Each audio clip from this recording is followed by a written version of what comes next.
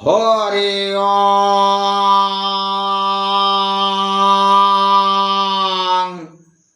নমো ভগবতে বাসুদেবায়।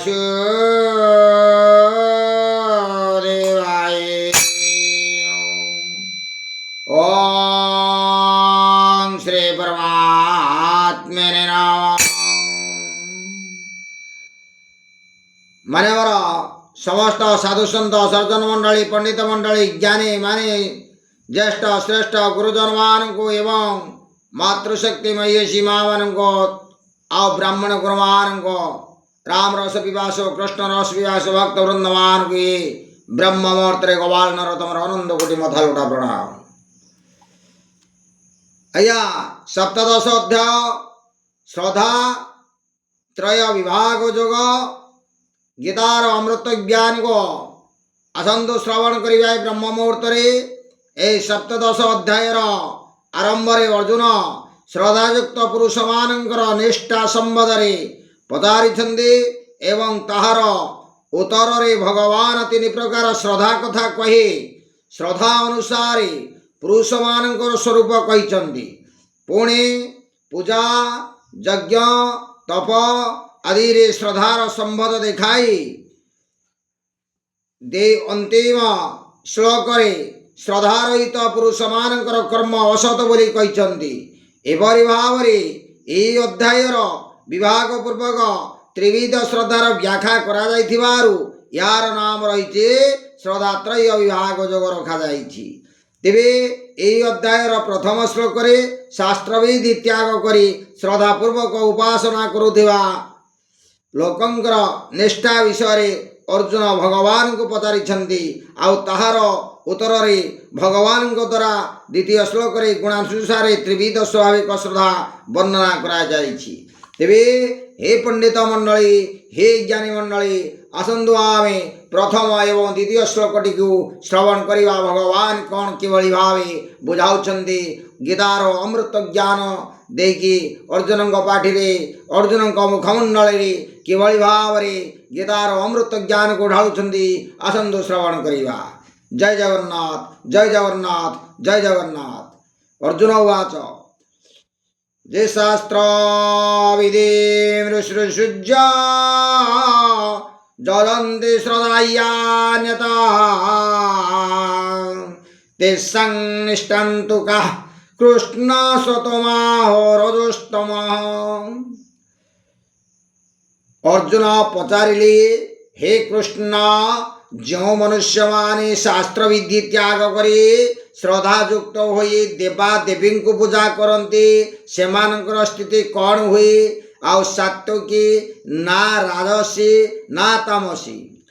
तेबे शास्त्र विधि त्याग करिबा कथा 16 अध्यायर 23 श्लोक रे कुआ जाइछि एवं एठारे मध्य कहउछन्ति यही दुईटी कथार भाव एक ना एथिरे किछि पार्थक्य अछि।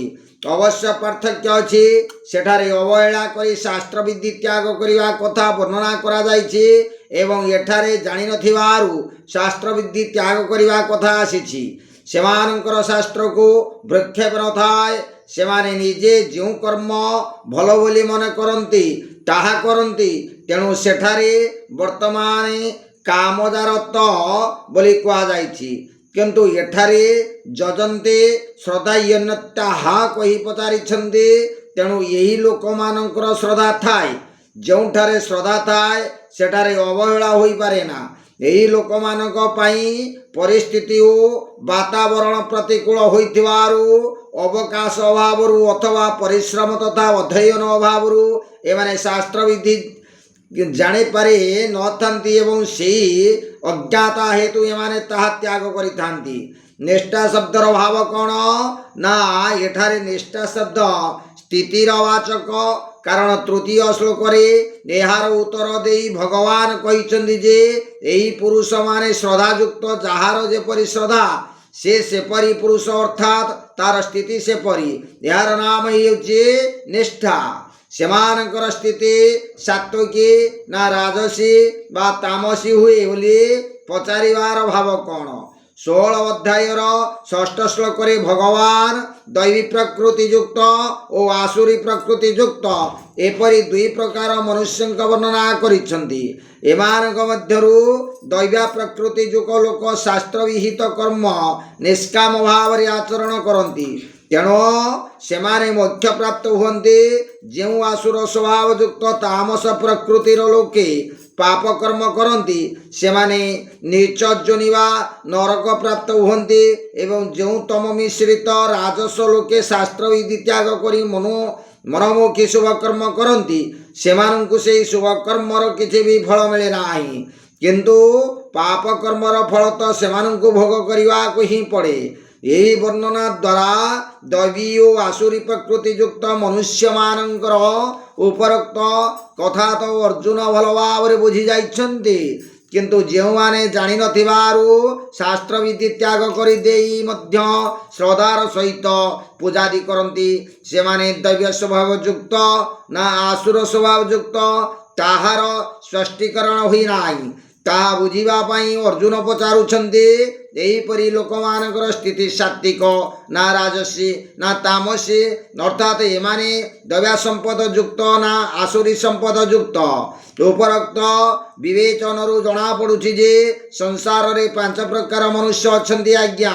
जो माने शास्त्र विधि पालन करती एवं जहाँकटारे श्रद्धा मध्य थाए। दुई रे जो माने शास्त्र विधि को किछि अंश रे पालन करती किंतु जहाँकटारे श्रद्धा न थाए। तीन रे जहाँकटारे श्रद्धा थाए अथवा जो माने शास्त्र विधि पालन करि पारंती नाही। चारि नंबर रे जो माने शास्त्र विधि पालन करती नाही के जहाँकटारे श्रद्धा मध्य न थाए। पांच नंबर रे जो माने अवहेलारू शास्त्र विधि त्याग करती। यही पांच प्रकार लोकंकर स्वरूप कौन एमानंकर कि प्रकार गति हुए तथा एमानंकर वर्णना गीतारे मुख्यतः क्यों श्लोक रे दिया जाइछि। जहाँकठारे श्रद्धा मध्य थाए एवं जो माने शास्त्र विधि मध्य पालन करती सेमाने दुई प्रकार यथा निष्काम भाव कर्म आचरण करुथिबा पुरुष एवं सकाम भाव कर्म आचरण करुथिबा पुरुष। आ निष्काम भाव कर्म आचरण करुथिबा दिव्य संपद युक्त सात्विक पुरुष माने मोक्ष प्राप्त हुंती। सेमानंकर वर्णना प्रधानतः 16 अध्यायर प्रथम 3 श्लोक तथा यही अध्याय 11, 14 रु 17 एवं 20 श्लोक रही। सकाम भाव कर्म आचरण करुथिबा सत्वमिश्रित राजस्व पुरुष माने सिद्धि सुख तथा स्वर्गादि लोके प्राप्त हुंती। सेमानंकर वर्णना द्वितीय अध्यायर 42, 43 और 44 श्लोक चतुर्थ अध्यायर 12 श्लोक सप्तम अध्यायर 20, 21 और 22 श्लोक एवं नवम अध्यायर 20, 21 और 23 श्लोक करा जाइछि। जो माने केतकांश शास्त्र विधि पालन करी यज्ञ दान तप आदि कर्म तो करती किंतु जहाँकटारे श्रद्धा न थाए सेमानंकर कर्म असत निष्फल हुए। सेमानंकु इहलोकरे किंबा परलोकरे से कर्म मानंकरु कौनसी लाभ मिले नाही। ए संपर्कीय वर्णना यही अध्याय 28 श्लोक करा जाइछि। जो लोक अज्ञात हेतु शास्त्र विधि त्याग करि देइथान्ति किंतु श्रद्धा रखिथान्ति सेपरि पुरुष माने श्रद्धा भेदरे सात्विक वा हुंती एवं राजस तथा तामस मध्य हुंती। सेमानंकर गति मध्य सेमानंकर श्रद्धार स्वरूप अनुसार हुई। सेमानंकर वर्णना यही अध्याय द्वितीय तृतीय तथा चतुर्थ श्लोक करा जाइछि। आउ जो माने शास्त्र को मानती नाही के श्रद्धा मध्य रखती नाही एवं तेणु काम क्रोध लोभर वशवर्ती होई पापमय जीवन जापन करती से आसुरी संपद युक्त लोक माने नरकरे पड़ती तथा नाभजोनि प्राप्त हुंती। सेमानंकर वर्णना सप्तम अध्याय 15 श्लोक नवमर 12 श्लोक 16 अध्याय सप्तम श्लोक ठारू आरंभ करी 20 श्लोक पर्यंत एवं यही अध्याय पंचम षष्ठ त्रयोदश श्लोक रही। जो लोके अवहेला करी शास्त्र विधि त्याग करि दियन्ते एवं निजको जहाँ भल लागे ता करती से यथाचारी पुरुष मानक मध्यरु जो माने शास्त्र निषिद्ध कर्म करती से तामस पुरुष मानक नरकाति दुर्गति प्राप्त हुए। यार वर्णना चतुर्थ प्रश्नर उत्तर दिया जाई सारी। ଏବଂ ଯେଉଁମାନେ ଭଲ କର୍ମ କରନ୍ତି ସେଇ ରଜ ପ୍ରଧାନ ତାମସ ପୁରୁଷମାନଙ୍କୁ କୌଣସି ଫଳ ମିଳେ ନାହିଁ, କାରଣ ସେମାନେ ଶାସ୍ତ୍ରବିଧି ତ୍ୟାଗ କରିଦେଇଥାନ୍ତି। ଏହାର ବର୍ଣ୍ଣନା 16 ଅଧ୍ୟାୟର 23 ଶ୍ଲୋକରେ କରାଯାଇଛି। ସ୍ମରଣ ରଖିବା ଉଚିତ ଯେ ସେମାନଙ୍କ ଦ୍ୱାରା ଯେଉଁ ପାପ କର୍ମ ସବୁ କରାଯାଏ ସେସବୁର ଫଳସ୍ୱରୂପ ସେମାନଙ୍କୁ ତ୍ରିତ୍ୟକ ଯୋନି ପ୍ରାପ୍ତି ଏବଂ ନରକ ପ୍ରାପ୍ତି ଅବଶ୍ୟ ହୁଏ।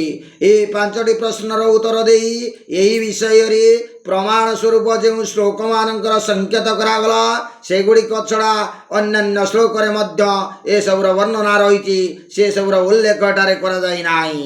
ତେବେ ଅର୍ଜୁନଙ୍କ ପ୍ରଶ୍ନ ପୁଣି ଭଗବାନ ବର୍ତ୍ତମାନ ପରବର୍ତ୍ତୀ 2ଟି ଶ୍ଲୋକରେ ତାର ଉତ୍ତର ସଂକ୍ଷେପରେ ଦେଉଛନ୍ତି। ଜୟ ଜଗନ୍ନାଥ, ଜୟ ଜଗନ୍ନାଥ, ଜୟ ଜଗନ୍ନାଥ।